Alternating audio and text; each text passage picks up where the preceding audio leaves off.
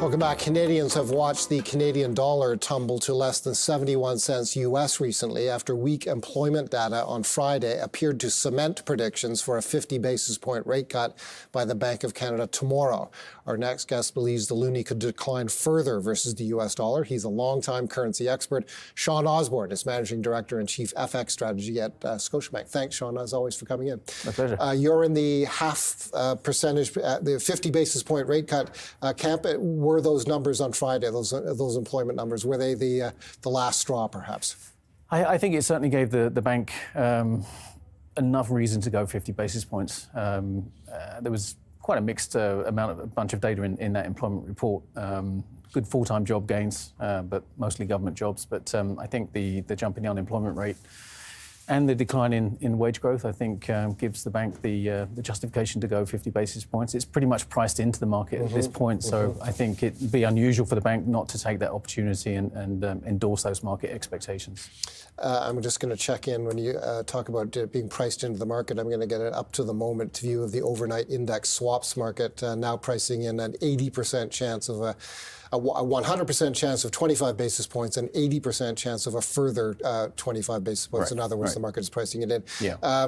This will widen the differential between our central bank rate and the rate in the United States. You make the point to 125 basis points, and that's very wide by historic standards. That doesn't sound like a great setup for the Canadian dollar. If you want a stronger Canadian dollar, in more neutral language, that sounds like the setup for a weaker Canadian dollar. Yeah, it's a big rate disadvantage for the Canadian dollar, big rate advantage generally for the US dollar, and that's been the story of the US dollar's performance pretty much since September. Stronger growth and a big revision to Fed rate cut expectations, whereas we still look for pretty sizable rate cuts in Canada and other parts of the world. So, yeah, you look historically, typically the rate differential has been plus minus 75 basis points pretty consistently. We've kind of crept up to 100 basis points now. We've been above that on occasion just because of the difference in timings between the bank policy meetings and the Fed policy meetings.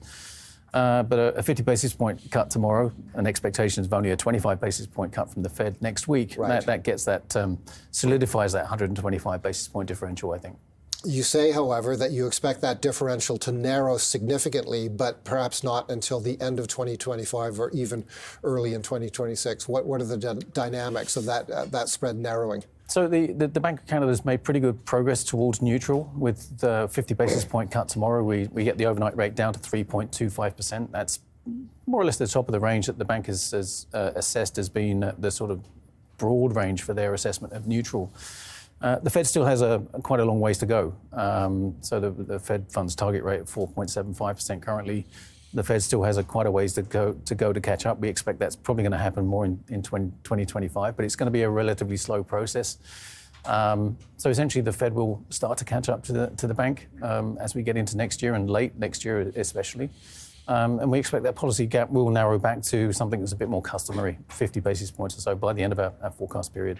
You see the Canadian dollar going as low in 2025 as 68 cents, correct? We're looking for something probably closer to 69 cents, essentially, but 68 cents gets us back to the lows we saw in 2016 and again in 2020. We're not really that far away from that. If we get to 68 cents, I think markets will probably take another run at those lows we saw for the Canadian dollar, so an opportunity to retest those lows. But our forecast is probably centred on that 69 cent area, with the risk of an overshoot to that point. Given the challenges that we're going to have in Canada next year, we know tariffs are coming in some form, probably not 25%, hopefully, but we know there's going to be some trade friction. We know that President-elect Trump's policies are going to be pro-growth, which probably means stronger growth, somewhat higher inflation in the US, which will slow that process of rate cuts down in the US relative to Canada. So the setup here is probably for a strong or stronger for somewhat longer US dollar than we'd had in our previous forecast pre-election. And that will keep the Canadian dollar on the defensive. What is your expectation on tariffs? You don't, like many people, you don't expect 25%, but you expect something, and you expect there to be economic consequences here in Canada. Yeah, I don't think we're fully settled on exactly what the outcome of the tariff round is going to be. We certainly think that the 25% threat is just that for the moment, but clearly it's something that Canada needs to respond to get that off the table. I think in broader trade terms, we know that tariffs are a big part of the Trump toolkit to achieve the ends that he wants in terms of his trade policy objectives. It may be something in the region of 5% or 10% tariffs, and on selected areas, it may be something that's a bit more targeted than a broad 25% tariff slapped on all Canadian exports.